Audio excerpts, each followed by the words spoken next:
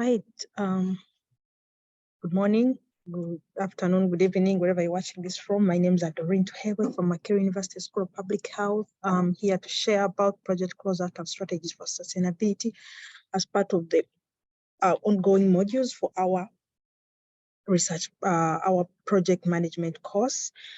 This will be a summary presentation of the main content that is in the workbook. So for real examples and details, you may refer to the workbook. This is going to give us an orientation about the broader highlights in around Project CloseOut and strategies for sustainability. So digging in, by end of this session, you should be able to describe different types of project closure, the key activities undertaken at Project CloseOut, the different inputs and outputs of the closeout, how to conduct Project CloseOut, given an example, but then also broadly think about strategies for sustainability. You know, every after project, how do you maintain the learnings and design and redesign new projects? So this is Project CloseOut is really the final phase of the project life cycle. And it is the process of finalizing all activities for the project. So projects, because they have a defined scope in terms of content, deliverables, and time, they must undergo a formal closing process. And for multi-phase projects, CloseOut may be applied at various phases, depending on how it was designed. For example, you may have a phase of community engagement to do a problem analysis and come up with an intervention strategy. And then you have maybe a lab component where you take the intervention strategy and take it into the lab and refine it and test it out. And then maybe you have like what you'd call scale up or community tests. So at community engagement, you can have several activities, different partners, and you come up with that intervention strategy. And that is the main output, maybe for even one specific partner and in a specific time period, and you could close out that phase. So depending, Project CloseOut could have that sort of shape, but then for some, it's really because the project is all intertwined, several activities happen, and then the closeout happens in one go. So we should start to think about when should a project manager plan for project closeout and transition? You know, thinking about this, one thing we need to note here is that project closeout should be thought through at the beginning of the project during the planning, because the planning helps you to know the timelines and how you stagger the resources and human resource as you close out. Okay, so Project CloseOut involves two key activities, and these are mostly the administrative and contract closures. So the administrative usually focuses on administrative closure is the process that involves the eventual completion and it occurs at the end of the project. You verify all the deliverables that are accepted by the customer or the sponsor, and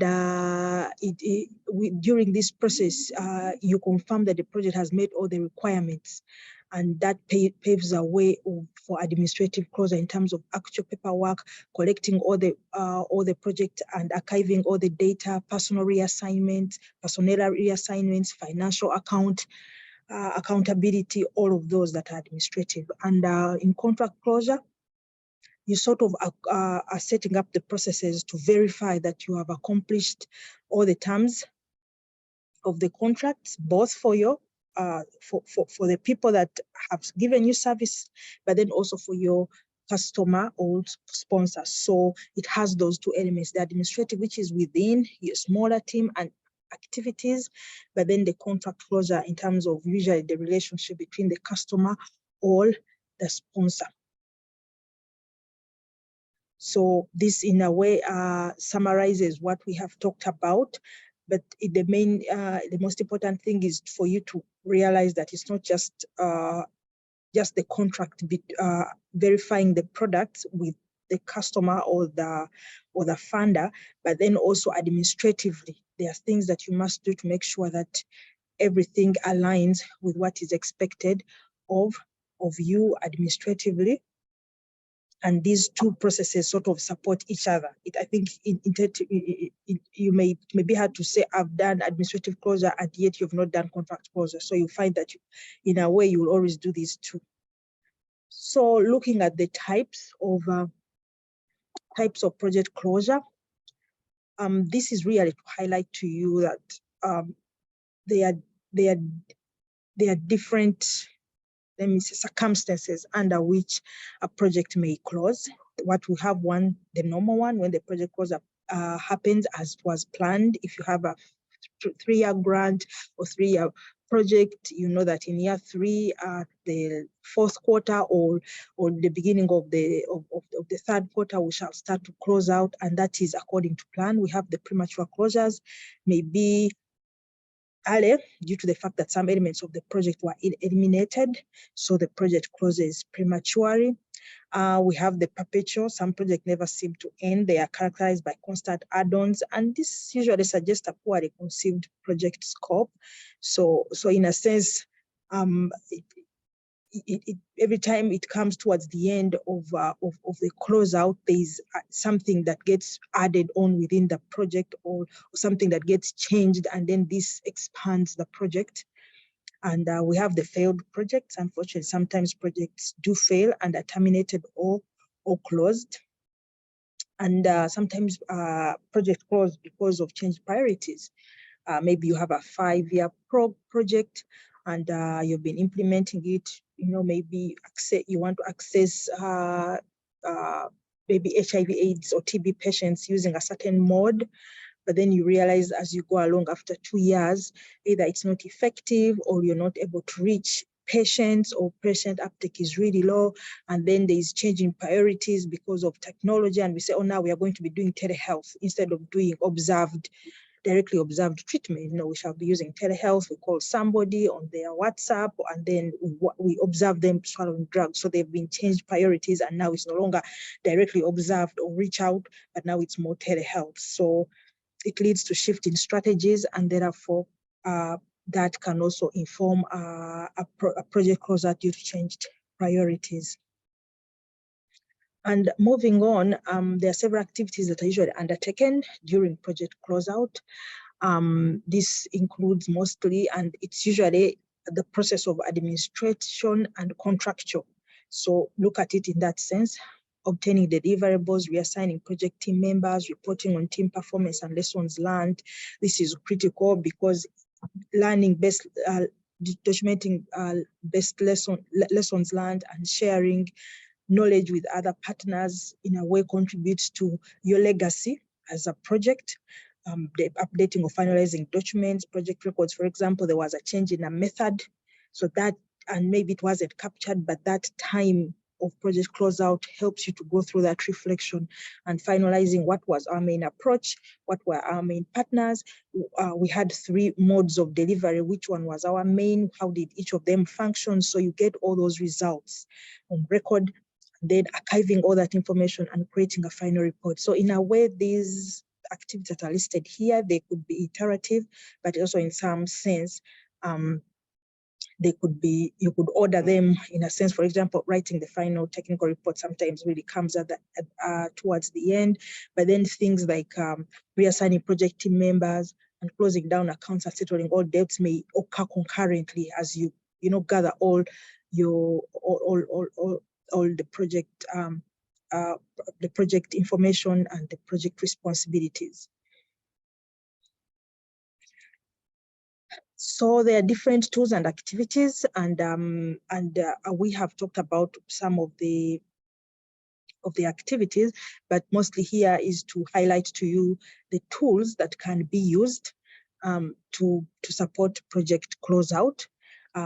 For example, like the transition planning matrix. The transition planning matrix is one of those documents that you design as a project manager during the development of your project charter, and then you know how at what point and within your project you start to do the transitions. When will you stop, for example, deploying new assignments, and at what point will you stop hiring new people to come onto the project? So that project transition matrix, the transition planning matrix, will be a very useful tool. Okay, and then the closeout checklist. One of the tools are the project, the closeout checklist will help you to have a list of activities that you must do, and these, in a sense, are related to what we just saw here Okay, so these activities, you can turn them into a closeout checklist and then, sort of tick off some of the things that you must do. Did I settle all my debts? Did I archive all the information? Did I do this? Did I do this? As a project manager, that would be critical for you. And then the final evaluation report is very important, because in a way, when we are talking about project learning and and lessons learned, the final evaluation, either that is done by an external person like a consultant, sort of feeds into all of that, and also the results that you report. If you say we reached this number of people, we reached these new communities, we sold out this product, and then that evaluation from an external person can help also contribute to some of the lessons and that you document as your results. But then also the learning review. The learning review is usually an internal process that you go through in terms of deliberation as a project team, in terms of actual processes. How did we learn? Okay, and what were how did we primarily meet our objectives, who were our partners? So that learning review in terms of relationships, in terms of connections, in a sense, helps you. All that information can help feed into the activities. So those tools can be very useful. So the point here is to highlight to you that there are different tools you can draw from. Even your own proposal at the beginning, even just trying to look at the deliverables that you were meant to deliver on can help feed into the project closeout. So there's this key issue that we have drawn out here about post-project assessment and documentation of lessons learned. This is really critical. It is aimed at assessing whether the project objectives and deliverables were met. And the lessons learned can be positive experience, such as good ideas that improve the project, and negative experiences that can occur as a result of undesirable outcomes. So in a sense, the lessons learned can help you can discuss different questions like, was our customer satisfied? Was the schedule, were we on schedule? Were there problems during implementation? Were there risks that were identified? How did we mitigate them? So in a sense, when you do a lessons learned sort of documentation, that embeds your learning. But then more so, I would like to link this to some sort of matrix, because sometimes we only talk about the quantitative measures, that how many people did we reach, but then some learnings that lead to innovation, that lead to new partnerships, even some negative experiences. COVID-19 happened, and then we realized, we needed to change the way we do our research, the way we reach our partners. We needed to come up with an app because we could no longer reach them in person. We needed to come up with, so those sort of experiences that strained you can be a source of long-lasting learning and can be a source of new innovation. So lessons learned can be positive, but negative in a sense that sometimes you say we should never do this again, and we should always tell a partner not to do this because it doesn't work, but also negative in the sense that, it was negative, but then led to a new learning and lasting solutions. All right, so moving on, there are several project closeout inputs, and these inputs, in a sense, are related partly to the tools that we have talked about before, but this slide here broadens them a bit more. Like how we talked about, it could be like the project transition planning matrix is listed here, but then some other documents are also listed here, like the project charter, the one that formally authorizes the existence of the project and allows you, the project manager, to spend money to achieve deliverables, the project management tool that define how the project is executed, monitored, controlled, and executed, project documents, the risk register, the change log, the issue log. So all of those documents, in a sense, apart from being tools that can aid in project closeout, they are also actual inputs into the project closeout. You look back at those documents and see what you committed to.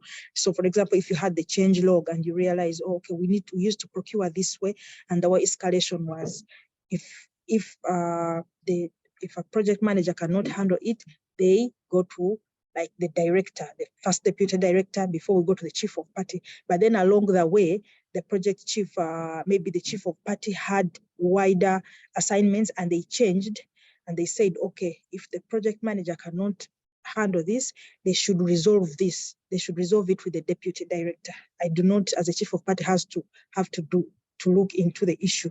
So with time, if there was that change in hierarchy of escalation, so the change log can also inform your project closeout and, in a sense, responsibilities and documenting everything. So, and there are several techniques and methods of information gathering that you can be used during a project closeout, because as we noted, there are those processes that are important for administrative closure, contract closure, documenting lessons learned, and writing the final report. You realize that at project closure, there is a lot of information you're gathering, you're documenting, you're archiving. So several techniques can be used to gather information for project closeout. So they are usually not used in singular, and or they're usually used in combination, but they can also be used in singular or in combination, because the best way is to always triangulate your information, and you can learn from partners and document lessons learned. So expert judgment is based on the skills, expertise, and specialized knowledge in a particular area. The expertise can be based on individuals' training or their experience within a context. So in a sense, you could talk to experts about and gather information about what they think about your project and how it performed. Okay, and that can inform part of the information that you can use for your project closeout. Okay, but then also sometimes it may not be that you're only reaching out to an expert, but engaging the expert in a broader discussion, and then they stimulate your thinking around your project and all the different dimensions of your project. So that is one way. So we also have some real structured data gathering techniques. It could be through face-to-face interviews or desk reviews or focus group discussions. Okay, so document review involves reviewing relevant documents to identify lessons learned and knowledge to be shared with other partners. And then you could also do a survey to learn how your project performed, who it was able to reach. You know, you can also do brainstorming sessions, you know, among your teams, with other partners, with people who are your stakeholders. And then we could also basically do a real data analysis, such as a document analysis for the different reports that you've been working with, or maybe actual statistical analysis of your data. You're like, okay, so we've been supporting rural clinics to offer antiretroviral treatment to HIV positive patients. And we are trying to see from the time we intervened with our new method of reaching clients and reminding them what was the level of ART adherence. And then you actually do statistical analysis, the before and then the after, and you see that change in ART adherence, or the factors associated with ART adherence. Maybe you randomized, and then one group was receiving the intervention, another was not. So you can do a comparison analysis, be a trend analysis in a sense of, you know, have there been changes over time in improvement in maybe knowledge or information access, and has that trend change in trend been significant? So really, you can use data analysis as part of gathering the information that will feed into your closeout documentation. And then your after action review, one of the most common methods for gathering information. It is quick, simple learning activity with stakeholders to reflect on what was supposed to happen, what actually happened, where there are differences, and what could we learn from it. So you realize that we keep talking about information, documentation, and other techniques that may not be listed here may come up. And for you may start to think about all of those, the idea here, like we said, project closeout, happens at the planning of the project, thinking about how the closeout will be, so that even during your usual routine monitoring and evaluation of your project, you're picking some of these lessons, you're picking this data. You don't want to wake up and you want to do some analysis, but you were never really picking this data or documenting it in a sense. So preparing for project closeout, for you to as you plan for project closeout, some of the issues to reflect on. It could be, you need to slow down activities a few months towards the end of the project, scale down human resource so that a few critical staff are kept on payroll that will manage the closeout. So there are different options of closeout or transitioning a project. Okay, so when you hear closeout, which is either normal or terminated or premature, the closeout could take a form of actual real closure. You formally close and complete all of them, or it can take a form, a sense of, yes, it is normal closure as planned. Then within that aspect, there's extension. So there are activities that were not completed and you're still within budget, and so you ask for a no-cost extension. That helps you to have time to be able to complete those activities. That because as long as you still have within budget, you can ask for, or let's have 6 more months, and then your customer or sponsor could permit that. Then it could close out, but in a sense, take a shape of expanding the project design. And so that services are duplicated for either a new population or a new area, or you could actually redesign, okay, the project so that you continue via a new phase with modified interventions or activities. So usually these sorts of options come out with normal, within normal closeout.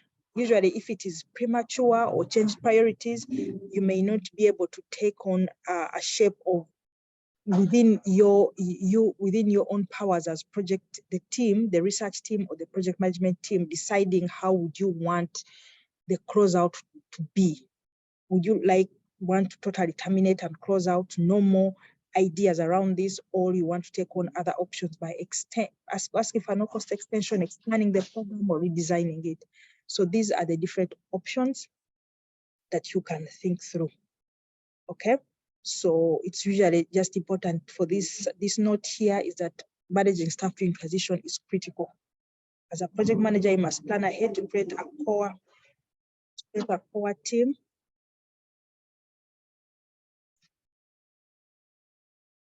So managing staff during transition is critical. As a project manager, you must plan ahead to create that core team and give them a soft landing. So that is important for us to consider.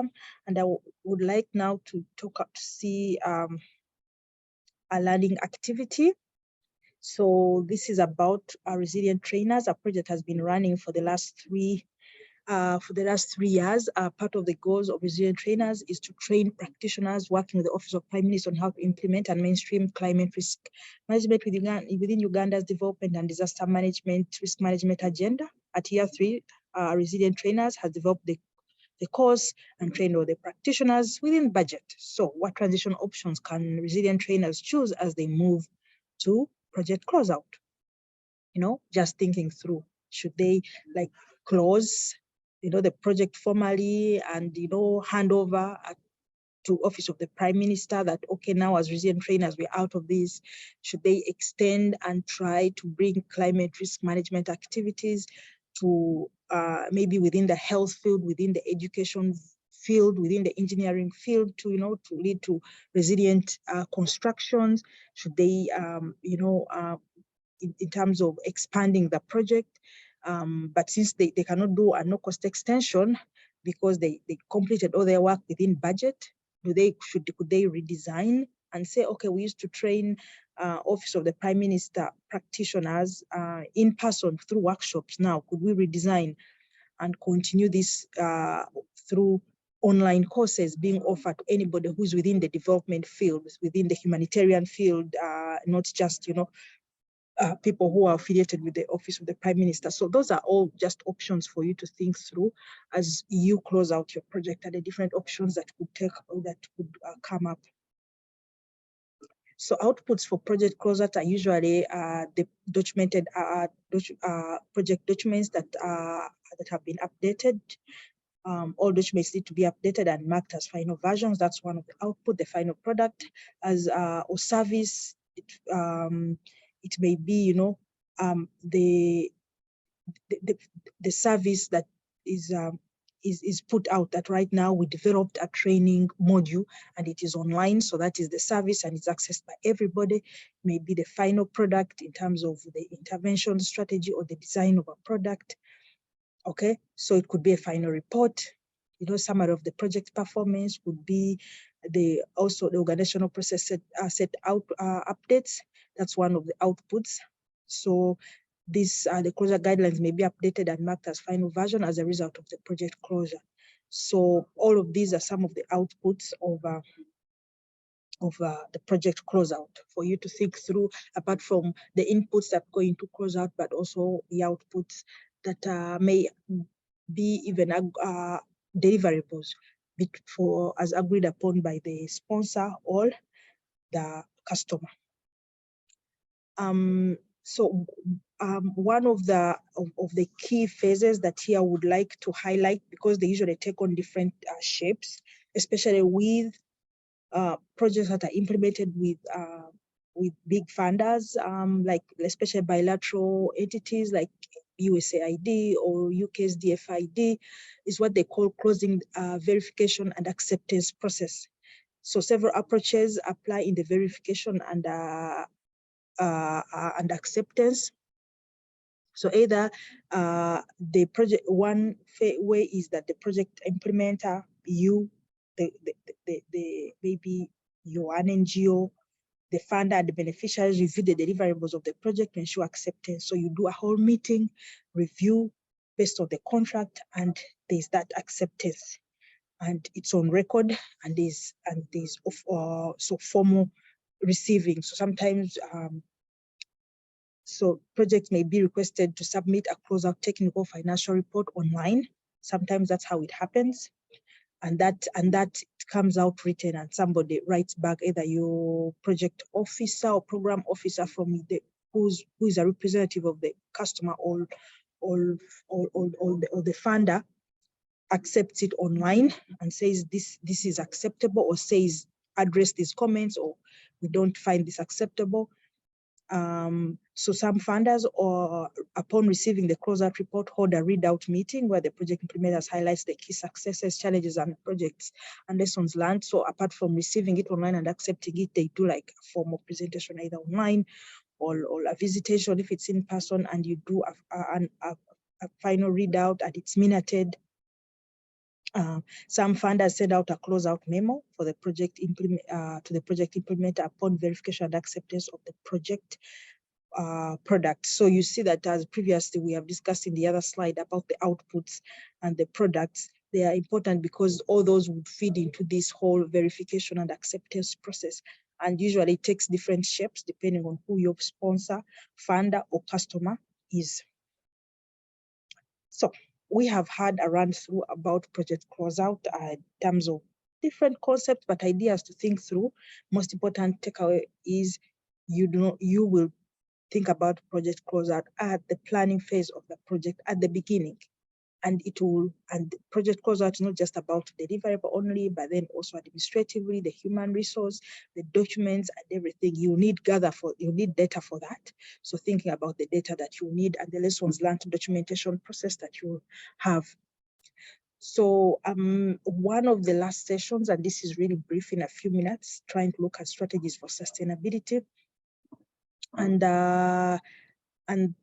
it really is a process that advances conditions that enable individuals, communities, and local organizations to improve their functionality, develop a mutual relationship, and decrease dependency on insecure resources. So when we talk about sustainability. Really, that last point about decreasing dependence on insecure resources becomes really important. It could be institutional, it could be resources, technical resources, it could be financial resources.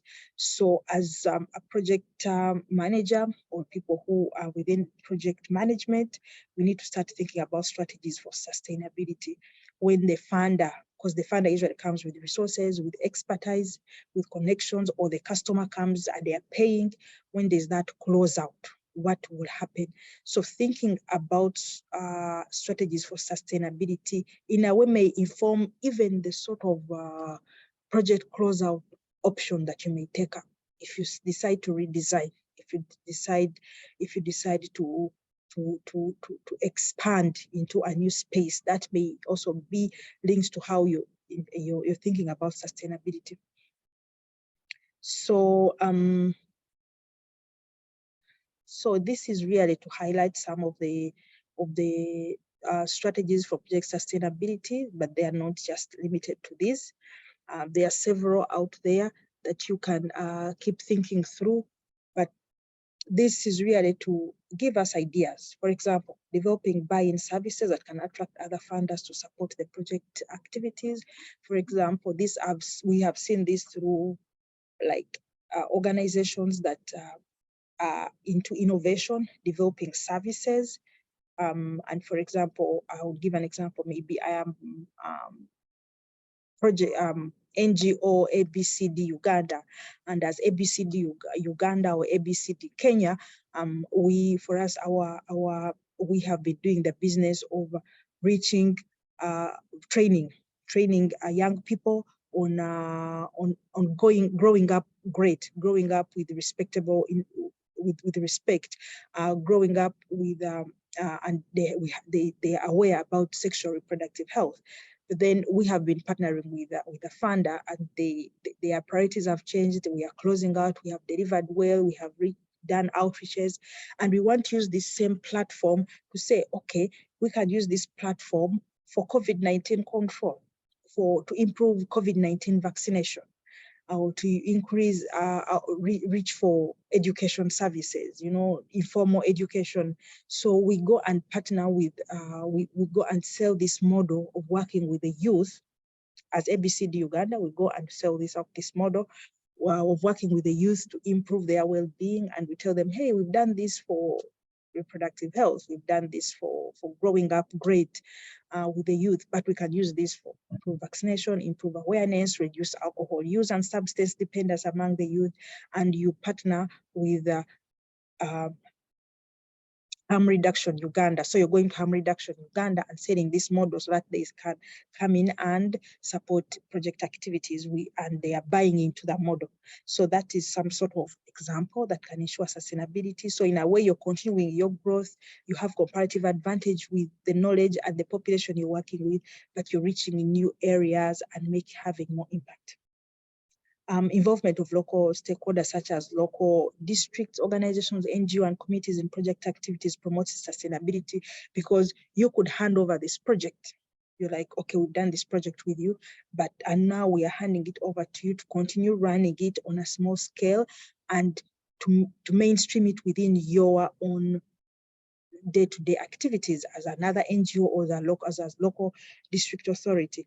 That can only happen if you involve the local stakeholders in the project at the beginning, and then they've learned the lessons, they've learned the mode, they've learned how to manage it, and they are able to take it on. They're able to take on the resources, the assets, or etc., and continue with the project, or mainstream it within their own budgets and plans. Promoting practices that reduce resource consumption in order to ensure sustainability of project. So in a sense, when you are working as a project and you have all these resources from either the funder, sponsor, or customer, and you start to take on practices. For example, we within ABCD Uganda, we shall be using solar energy, or we shall not be printing as much. We shall mostly be using online information. We only print as necessary, or we shall be reusing name tags I've seen that in some organizations, they reuse name tags. For example, if you have partners that are going to come for, maybe every month they'll show up for one workshop, which is maybe a planning workshop. And so you don't have to be printing a name tag every day. So when they finish the meeting, they leave the name tag, and then next time they're able to use that name tag. So that those practices that reduce resource consumption are very useful for sustainability, because you're able to minimize wastage of resources and maximize the use of resources into real tangible outputs. Sale of products, for example, you developed a training module, you developed a product which was, let's say, a vaccine, as part of your project, and now you can sell it and generate income to run project activities, because you have the product, you sell it, you get activity, you get money, and you're able to run the outreach activities, the communication activities, the other development activities. So selling products is one way to ensure sustainability. Incorporating sustainability in the project design also enhances project sustainability. Fostering partnership with different organizations and institutions to integrate activities within their institutions is one way, and it's partly linked to point 2.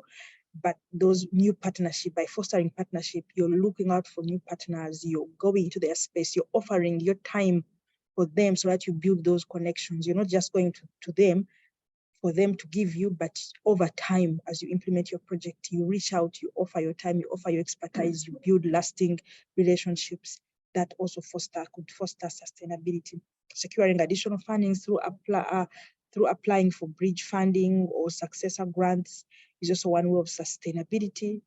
Every time towards the project closeout, you start thinking about your documentation, lessons learned, and how you can apply for the next big grant. In research, you can apply for smaller development grant after you've developed the research and you have preliminary efficacy of how your model works, and now you can apply for a bigger grant that is maybe a randomized controlled trial or a scale-up delivery or implementation science to reach out more. And so that can draw in resources for you. And diversification of funding through application for new grants, redesigning or expansion is also one way that you don't wait for project closeout. Within your actual implementation, you start to diversify your funding to new partners and new funders or new customers by reshaping and diversifying your own your model. If you're ABCD Uganda and you're working with the youth and most of the work has been under reproductive health, but then you could, at the same time, you are allowed as ABCD Uganda, because as an entity, to apply for funding and use the same model with youth to increase COVID-19 vaccination. So in a way, you're tapping into vaccination resources, you're tapping into reproductive health resources, you're tapping into education resources. That sort of diversification expands your team, even expands your networks and expands your own learning. You have to prepare for that, because that requires that you're aware about the field, you're reading a lot, you're making connections, and you can replicate your project in different ways. This is just one of the matrices that summarizes what we earlier talked about in terms of strategies for sustainability. We talked about the options for closeout, and in a way it has come back here under strategies for sustainability, because you can think about the different strategies within the different options that you're taking on. Okay, within the different closeout options that you're taking on, you can embed sustainability strategies along those options. So one of our last case study around, again, resilient trainers. A project has been running for the last 3 years. And at year 3, resilient trainers has developed the course and trained all the practitioners at Office of the Prime Minister within budget. So what sustainability options can resilient trainers come up with in order to continue training more practitioners at how to implement climate risk management activities within Uganda development and disaster risk management agenda? So what are the sustainability options that they can take on? Partner with new people, start using the training model, but for different cause. Now, instead of training on risk management, they are training on health. So thinking about sustainability for resilient trainers, they can come up with different options and think through approaches. This is for us to think through what we have learned and how we can place it. These 3 quizzes, they will be in your workbook. If you know the answers, that would be great. You can always check in the appendix of your workbook for the answers once you have finished trying this out. It has been great learning from you all. These are some of our references that we drew up from.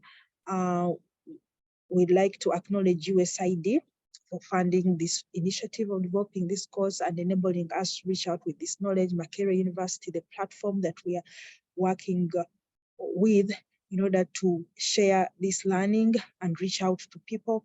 A Resilient Africa Network, our main partner, who is coordinating all these efforts located in Kampala, Uganda, and they have several partners across Africa. Thank you for your time. It was great for me to also reflect on all of this as I was developing this content. I hope you have learned something new, and take care, and maybe one day we can meet up and collaborate. Once again, I'm Doreen Tuhebwe from Makerere University School of Public Health. Over.